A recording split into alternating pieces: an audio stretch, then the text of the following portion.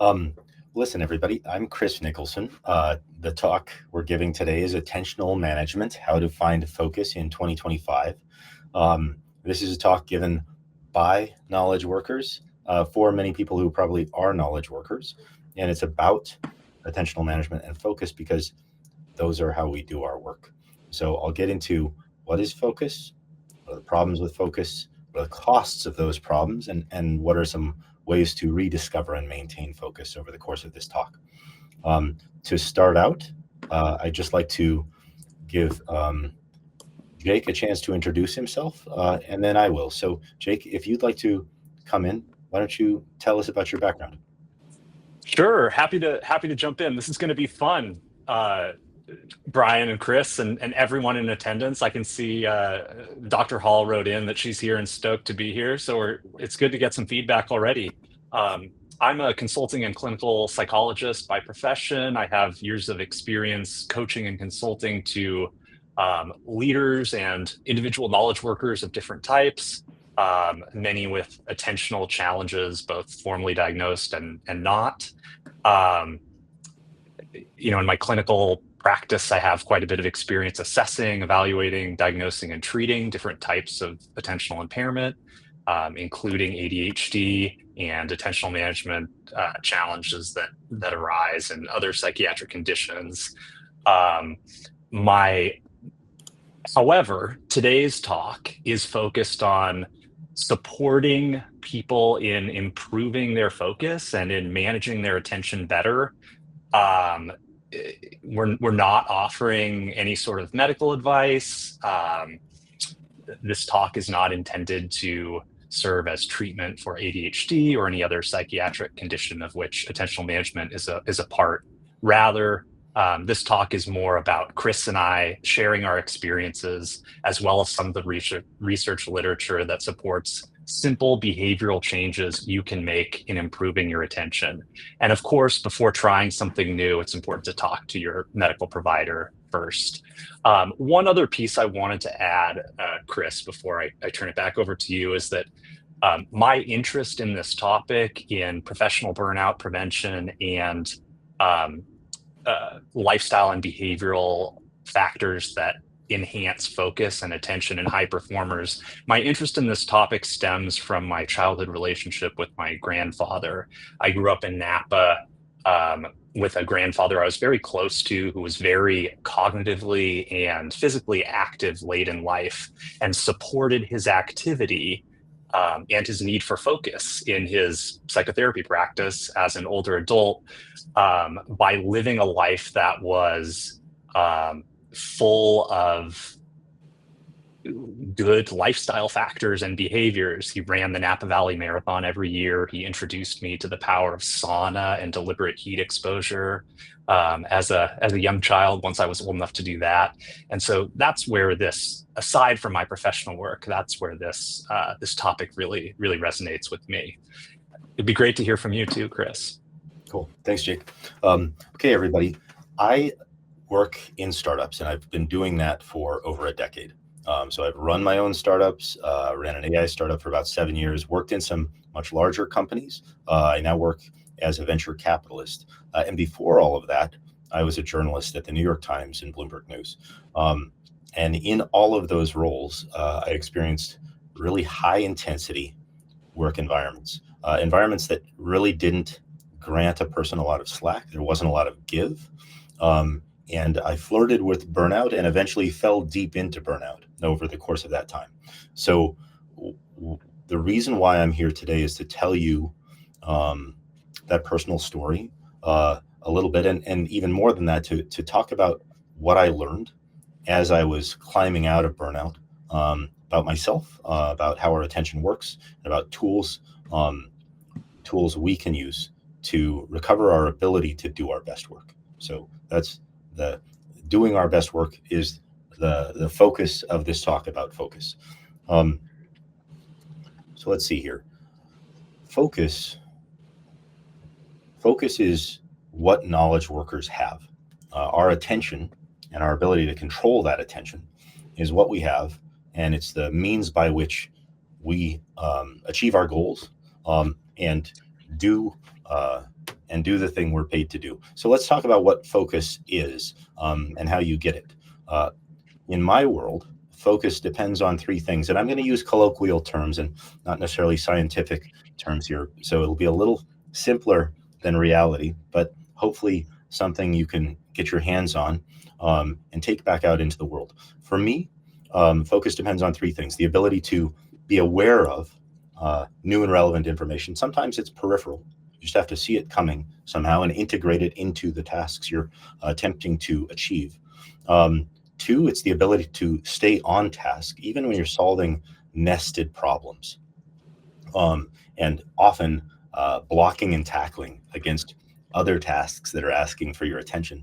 And three, it's the motivation to complete the task. So focus may not necessarily be those three things, but it depends upon them for us to have it at all. I'd like to hand it over to Jake to give a little more depth to it. Sure. And just to riff on what Chris was sharing, I know there are a lot of psychologists, behavioral health, behavioral science folks joining us today, many of whom I have the pleasure of knowing personally. And for those of you, you might be better acquainted with the definitions of focus that emerge in the academic literature, many of which are more specific and perhaps more focused than our definition today. But this is what we're using for the purposes of this talk. We feel it makes the most sense for today's conversation. Just wanted to put that part out there as well. Back to you, Chris. Thanks, Jake. A useful analogy can be light. We have a light of mind, the light of our attention, and that light can be broad. So that can be the peripheral awareness. It can be directed attention, and that would be really keeping our attention on the things we have to do.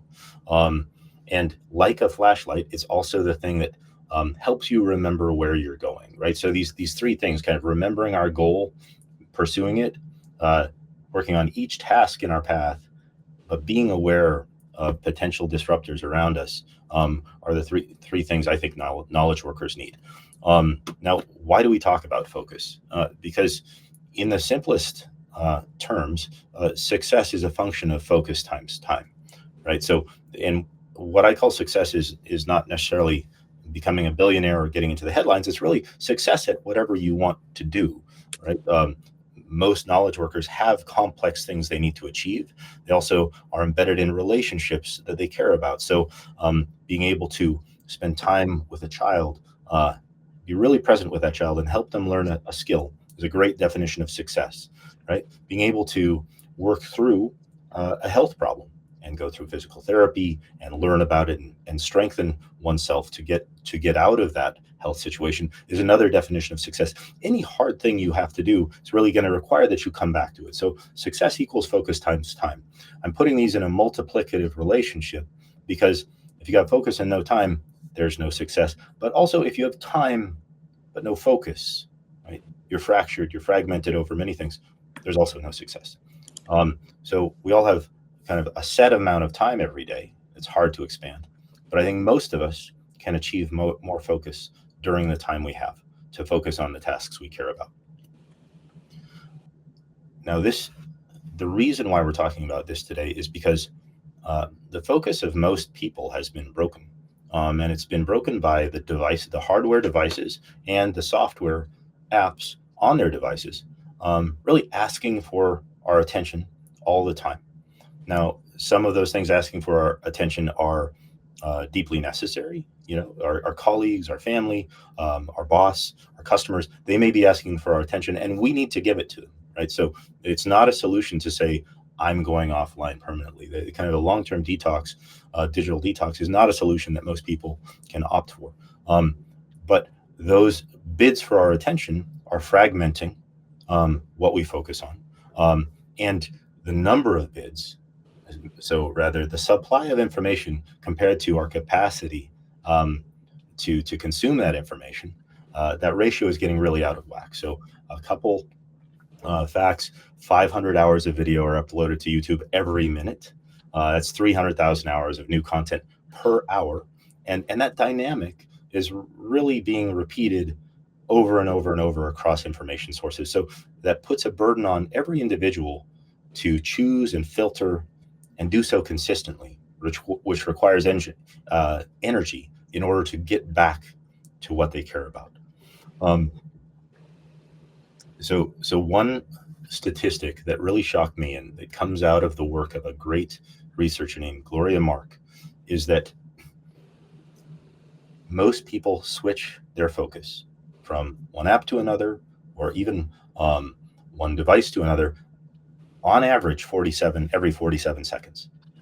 Right now, that has changed over the last 20 years. When Dr. Mark did her research, her initial research over 20 years ago, people spent 2.5 minutes on each given thing, app, device, sphere of work. So our attention is dwindling. Our ability to focus on things is dwindling due to this being overwhelmed, being inundated by new forms of information. And if we want to complete complex tasks, my argument is we need to find ways to restore our ability to focus longer. So here's a wonderful graph from Gloria Mark's book, Attention Span, showing the measurements over many years as she was kind of logging people's work in their actual offices. What's happening as we try to focus is that new requests are coming in, and they're taking us off what we're working on. Now, that means we're getting interrupted as we work on a task. And what most people don't know is that those interruptions leave a residue, meaning everything we were focused on, some great intense task that we move away from, still sits in a little part of our mind, right? And it takes up part of what we need to actually do great work. So these interruptions are not just not a neutral thing where we move from one thing to another seamlessly. They're actually part of a process where we lose little bits of our mind with each at each moment of switching, which is hard to recover. Now let's talk for a moment about a model of the mind. The things you see on the right, and this is obviously very simplistic. I apologize to the scientists at the talk. Very simplistic, but what we've got are senses that load information into working memory, and then long-term memory where we store that information, right? So if we talk about how these different parts of the world and ourselves relate, with attention, we're going out and retrieving information from the environment, from other people like you and me, from our devices, from books, from our larger workspace.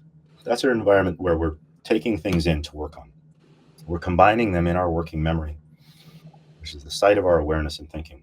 And we're combining them with other things we've already stored inside, the fruit of our experiences, the facts we memorized in school. So to just give you a concrete example, to really instantiate this for a second, just imagine a chessboard. Now, the environment is what's happening on the chessboard now. What is your opponent doing? What is the position of your pieces at any given moment, and the moves at your disposal? So that's what you have to know when you look out at the world.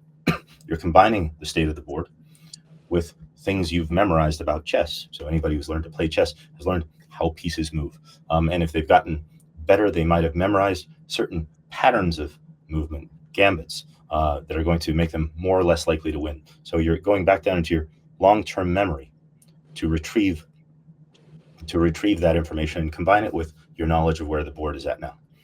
Now let's take one further step. What if you moved from one game to another every 47 seconds? Well, Gloria Mark's research and that of many other people shows that space of working memory is slowly colonized. It's lost with each moment of switching. So we lose a little bit of the space we have to really think deeply about a problem that we want to solve. So if I can ask you to remember one first thing from this talk, it would be your working memory is the place where thinking occurs, and it's like a bucket that can spring leaks when you're interrupted. So with that very sophisticated introduction to working memory, I'm going to turn it over to Jake. Hey, I think you've got a lot of sophisticated stuff to share there, Chris, and I'm just going to tag a little bit onto that. Psychologists like me think about thinking as a conscious, active process by which people form connections between things and or create meaning. Um, and therefore, language and thinking are interrelated, right? And understanding someone's thought process can be oftentimes accomplished by attending to their speech. Certain types of professionals, like pilots at different levels, are encouraged to leverage the connection between language and thinking to enhance their focus and accuracy in their really high stakes role in which people's lives are at stake by turning their thoughts into a spoken verbal checklist. This might involve also some kinesthetic components, physically touching or manipulating the instruments, knobs, and switches in the cockpit. Um, in case you're curious about our 5 to 7 figure here, 5 to 7 pieces of information in working memory at once, it's just an average. It comes from a seminal study that is many years old called The Magical Number 7 plus or minus 2, some limits on our capacity for processing information. And this is a study that many introductory psych students are exposed to. Um, the research continues. That study was published by Miller in 1956, and the research since then has continued to identify links between working memory, cognitive development, learning, reasoning, problem solving. Um, there are still many questions about the specific reasons for the limitations of working memory and whether those limitations are different than the limitations of long-term memory. So research in this area amongst experimental psychologists continues. Back to you, Chris. Thanks, Jake. So I've talked a bit about apps and devices and these external distractions that come and ask for our time and attention. But there's something a bit more complicated that happens. Some people might say a bit more insidious, which is that a lot of those behaviors come to live in us. They become internal, right? So we're kind of colonized by our own habits from the inside. And those can be expressed. Some people might call them addictions. Now, everybody is familiar with substance addictions, like alcoholism, dependence on various other drugs. And we're also familiar with something that's a behavioral addiction. It's gambling. Most people are aware that people can become addicted to gambling.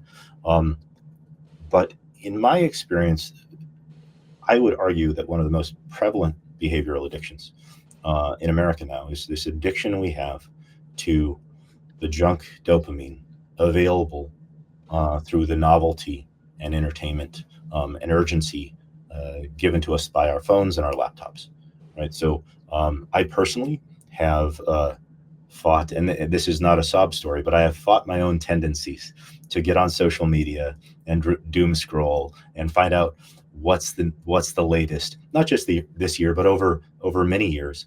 And luckily I've found ways to deal with that. But when we think about these interruptions and addictions, rather interruptions and distractions, we should be aware that there's also kind of a momentum we have inside, a tick we have inside to go back to the device and see what's happening now. I think, Jake, you have a few things to add to that. Sure. So as Chris shared, our definition of addiction here is not does not line up with the behavioral, quote, behavioral addictions, identified as mental health syndromes or diagnoses. We're talking about addiction here, frankly, from more of a neurological perspective, as you'll see in a few moments, and less as a syndrome. And absolutely, I mean, I could not agree with you more, Chris.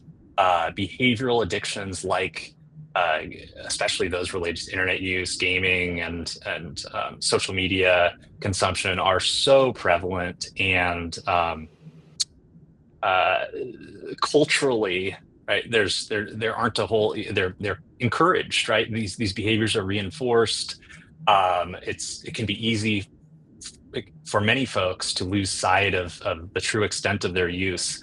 And years ago, I was psychotherapist in the counseling center at a private university here in the Bay Area, and I became exposed to a professor at that school who taught a class that was about being in nature, frankly. And it involved a retreat into the wilderness for a week at a time, and it was an entirely tech-free retreat.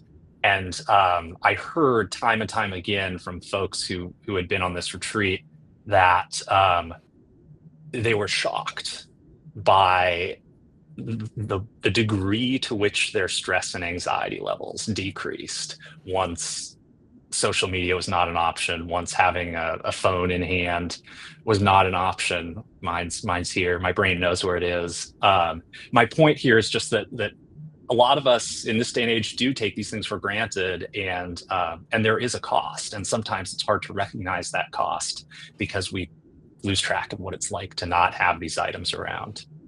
Back to you, Thanks, Chris. Jake. I'd like to throw in one more idea, and that is the idea of the effort-reward ratio. I think the effort-reward ratio actually determines a lot of the things that people do and choose to do in their life. And so if you have low effort and high reward, it's something that you might be more likely to do. Online, the effort reward ratio is pretty low. You don't need to do much to get a lot of a certain type of reward.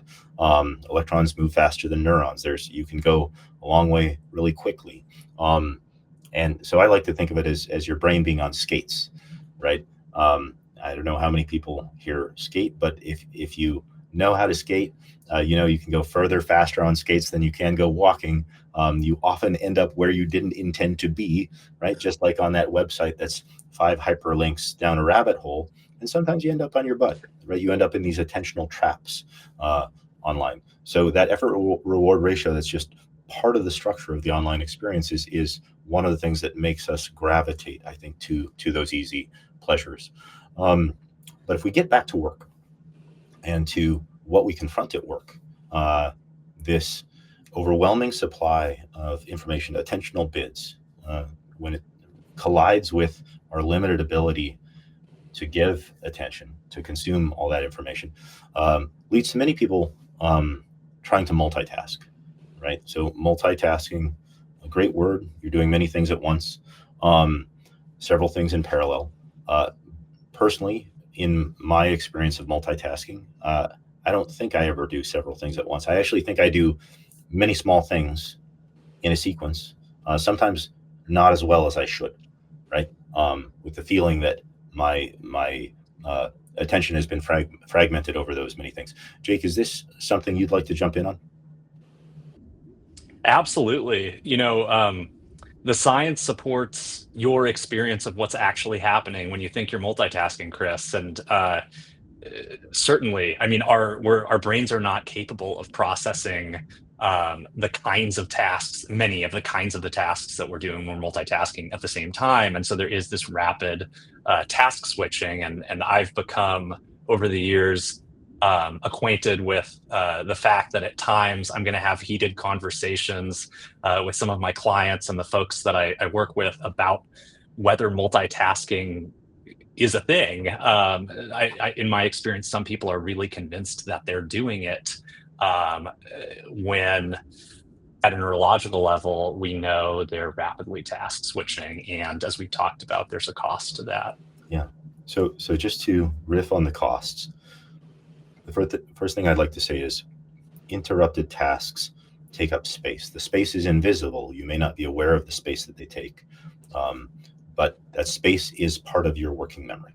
And so this actually originates from the work of an early 20th century psychologist named Zygarnik, who tested people's memory about different kinds of tasks, and people remembered interrupted tasks better than tasks they had completed, probably because there was some little niggling awareness that they still needed to do something. So maybe it's great for remembering, but those memories take up space, and that space that you might have otherwise used for another complex task or problem that you need to solve. Jake? Yeah. These challenges are really common. And I don't know that I have much more to add to this Oh one no, than sorry. I that, Chris, remembered but it's Bluma was one of your favorite psychologists, but I will forge ahead. Um, oh, please, that's all so right. so another form of the cost is interrupted tasks cost time, and it's also a cost that many people are not as aware of as they should be, and that time has to do with how long it takes to upload context into our working memory about a complex problem we're solving now. So that 5 to 7 items, all relating to each other in a geometrically complex way, right? That's actually a lot of information. Um, Software engineers know it takes them quite a while to remember all the moving parts of a piece of code, right? Writers are probably also aware of all the things they've said and how they interrelate to each other. There's many, many problems like this. And so that time it takes to load a so-called work schema into your working memory is estimated at around 12 minutes. Let's say maybe it's 10, maybe it's 15, but that's time that you shouldn't do many times in a day, but you will have to do if you keep getting interrupted on a certain task and having to go back to it, right? And finally, interruptions cause stress. They cost you a certain amount of tranquility. So, to the extent that it can be measured, that the more stress and interruption is quite correlated. There have been great studies about email. The more time people spend on email, where you're bouncing from one conversational thread to another, the more stress people tend to feel. And that stress obviously has all kinds of health consequences, as well as affecting the quality of work. So here, Jake, I think I can hand it over to you. Absolutely. And, I'm also still thinking about that previous slide and that 12 minutes. 12 minutes is a long time. Recognizing that and realizing the magnitude of that in my life is a pretty big one. But in terms of interruptions causing stress, right? Stress is costly. Stress is and the way that stress manifests in our bodies and brains is the work of the sympathetic nervous system, which is responsible for this fight or flight type stress response, which prepares the body for stress or danger by increasing things like heart rate, blood pressure, breathing, dilating pupils, sweating, releasing adrenaline, noradrenaline to prepare the body for actions, shifting blood flow to the muscles and vital organs for the same reason. So stress is prevalent in our lives. Interruptions cause more of it. Digital interruptions engage the SNS, resulting in increased stress for a lot of people. And over the long term, stress from interruptions can actually increase the long-term risk of serious health issues, as some recent articles and clinical research has identified. Cool. Back to you, Thanks, Chris. Jake. So I'd like to get into our first look at some of the things a person can do to deal with this onslaught of information. And I want to say, none of us are ever going to totally escape from stress, and none of us will ever totally escape from interruptions. And so I'm not, and I don't even think that they're either of them are entirely bad. There's probably a state of just enough stress that kind of gets you a bit stimulated and doesn't overwhelm you. And interruptions are in a sense a sign that we're embedded in life and part of a network, right? So these are not bad things in and of themselves. They're simply things that can be damaging if taken in too large of a dose. So if we think about that dosage, that continuum of how much interruptions do I get, and how can I move things towards a healthier amount of interruptions, there's a few things you can do with your devices. So one thing I do with my devices, with my laptop and my phone, is I make them as boring as possible. So that means turning off notifications for anything that's not urgent, right? So I would never get notifications from several social media accounts, for example. Just never going to be urgent for me. But I also put my devices on grayscale.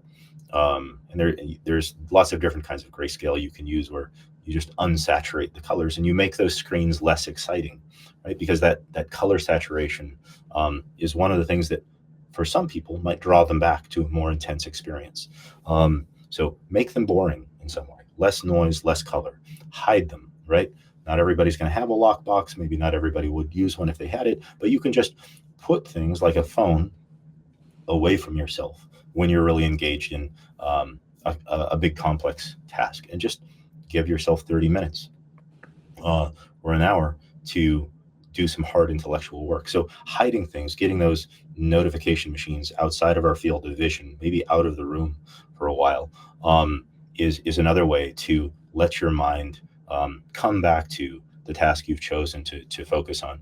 And then finally, you can add friction to the kind of sources of addiction, behavioral addiction. So what is friction? It could be blockers. It could be do not disturb periods. It could be periods on your iPhone when you say, I actually would prefer to be asleep now. Don't let me log in to these apps, right? There's all kinds of little blockers you can add, which when you're faced with them, when you confront them, you have a moment to reflect, and you have a moment to say, that was me habitually kind of automatically reaching for something. I'm actually going to put the phone down now and go back to the thing that I was working on. And without those blockers, it's too easy to just kind of go off back into wonderland and forget the things that you thought were important to you on a given work day.